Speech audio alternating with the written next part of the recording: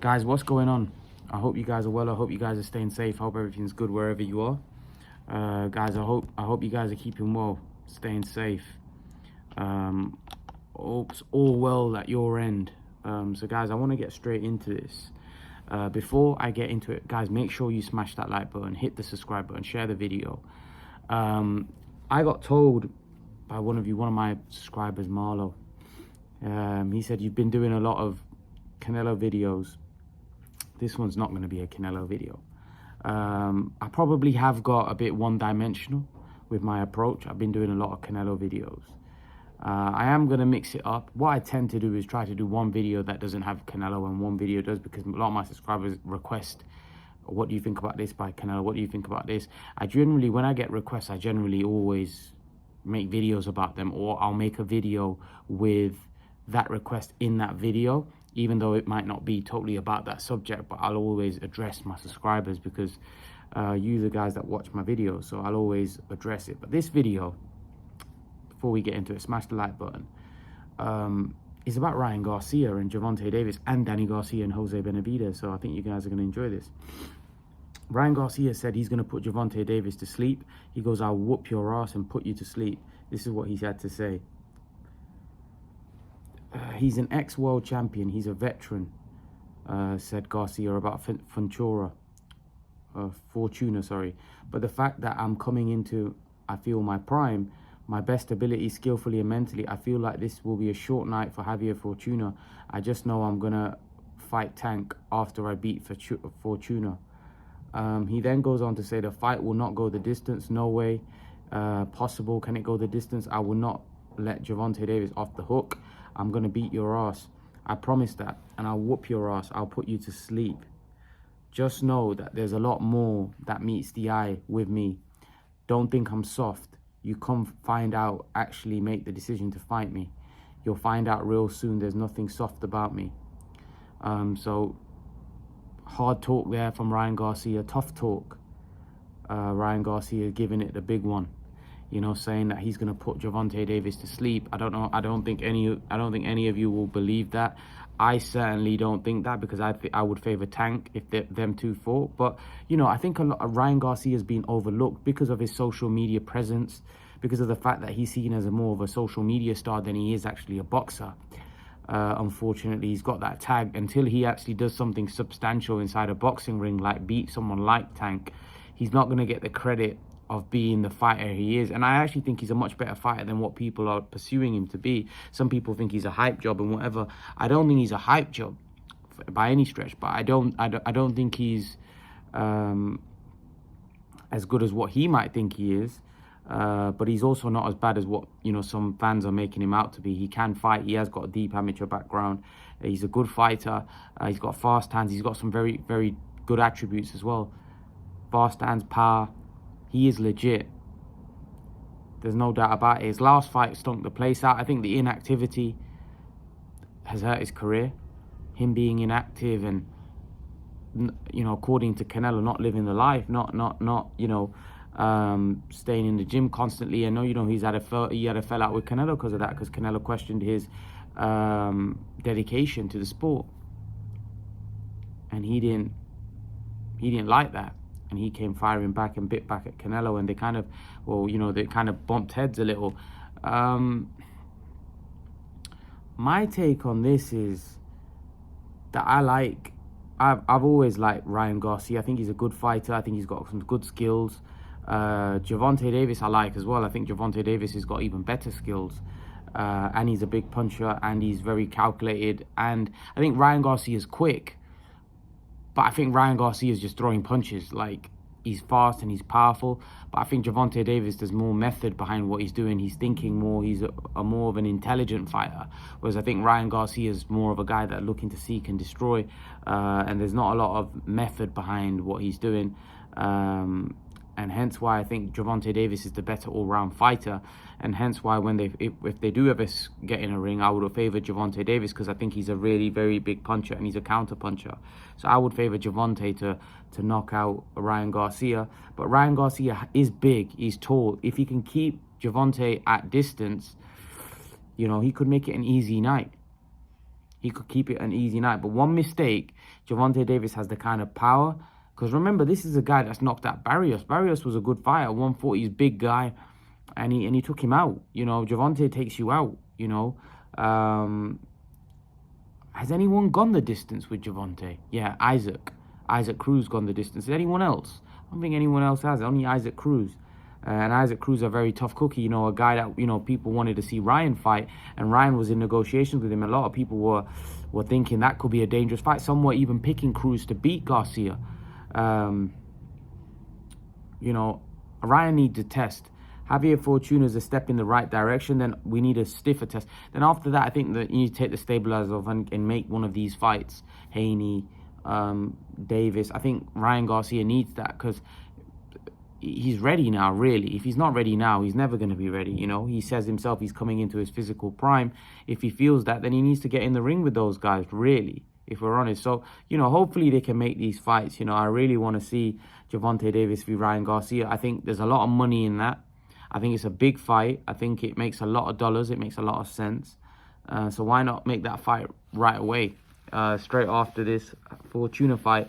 Both of these guys don't seem to care about titles as much. They're more guys that care about the fame, the money at this point, the way their career's been maneuvered. Then this is the perfect fight, because it's a big fight. It's a big money fight for both. It increases their profile, especially the winner. So yeah, and then obviously the winner goes on to bigger and better things. So I think it's the perfect fight for both of them. Whether it'll happen, because both guys are on different networks with different promoters, they don't always see eye to eye. You know, Leonard Ellaby, De La Hoya, they don't always see eye to eye. Mayweather, De La Hoya don't always see eye to eye. And obviously that's who they're with, De La Hoya and Mayweather. And I don't know if Mayweather and De La Hoya have done any business since Richard Schaefer has left the company. I don't know. I don't think they have. So are they going to be able to do business? Now, obviously, Gervonta said that his contract was up. His contract's up. We've not heard him leaving Mayweather. I think he might stay with Mayweather. I think Gervonta is a massive fan of Mayweather, to be brutally honest with you. I don't think he'll leave Mayweather. That's just my opinion.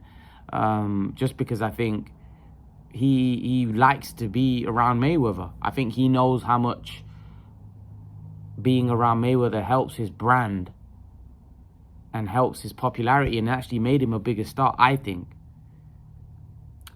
So I don't know whether he's going to leave Mayweather. If I'm brutally honest with you, I think it's all Gervonta trying to get his way with Mayweather, rather than maybe a bit of blackmail. I don't think it's anything to do with him wanting to leave. I'm not sure Gervonta is going to leave Floyd, personally, because if he was, and that was his last fight with Romero, we would have said that I'm now a free agent, I'm not with Mayweather anymore. But he hasn't said that. So that tells you that he's probably going to either re-sign or he's just going to stay with Mayweather. But you haven't heard him leaving, have we? So, yeah, I don't know. It's a bit of a strange one, that Mayweather-Gervonta relationship. You know, you hear a lot. I don't know. I don't know. But it's a good fight. Ryan Garcia, Gervonta is a great fight. Let's go on to talk about Danny Garcia. Danny Garcia says he's missed the sport and he's back motivated and he feels unbeatable. Okay, a lot of fighters say this. Let's see what Danny Garcia has to say.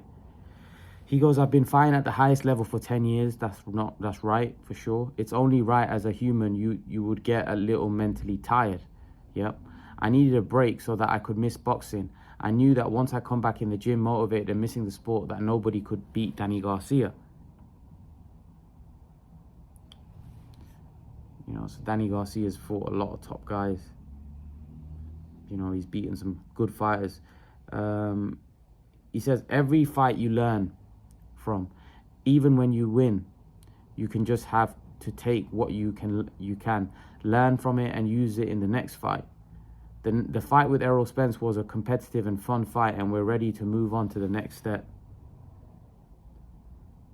I took a lot from Danny's childhood, says Angel Garcia.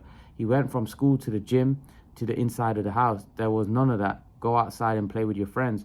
I took that all away, but that was the only way I could do it, by being strict. I didn't beat him or nothing like that, but I took a lot of stuff away from him. And when he did good, I rewarded him with good things. I've been fighting at 140, 147 since the amateurs for 13 years, says Danny Garcia. It's time to move up to junior middleweight. I've always felt a natural weight was bigger. I always felt my natural weight was bigger and I was squeezing down. I feel like this weight fits me good. I feel young and fresh and I'm strong and I've got a lot more stamina. I have a lot of young guys in camp with me and they keep me on my toes. The hunger that they give me gives me motivation. Boxing is a grueling sport, so you have to find time to have fun. I'm doing that again, and I know once I'm happy, no one can touch me. That's Danny Swift Garcia. So Danny Garcia's obviously got a fight with Jose Benavidez. Benavidez is a good fighter as well. Danny Garcia has been around the game for a very long time. I remember Danny Garcia, obviously, when I remember when he came onto the scene and fought Amir Khan. I think every British fan would have known of Garcia and his dad at that point, because nobody knew how wild his dad was. And when his dad started acting like that, it was like, whoa, who's this guy? And his dad came out from nowhere. And, you know, his son obviously delivered in the ring against Khan. And really, I think his career took off and he became a star after that. He was really good at 140 pounds. I do think that he was lucky. I don't know, the Herrera fight, I don't know if it was at 147. I think the Peterson fight, I think that was 140. Was it 140 or 147? I don't know. But yeah, I think he was lucky to win that fight against Peterson. Garcia's a good fighter. You know, I think his best wins are against Khan and Matisse. The Khan win was exceptional because I actually think he beat somebody that stylistically was horrible for him.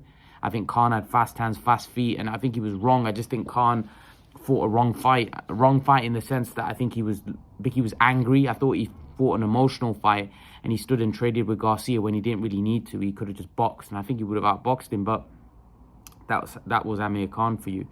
But Garcia's been around for a very long time, and he's probably got one of the best resumes in boxing.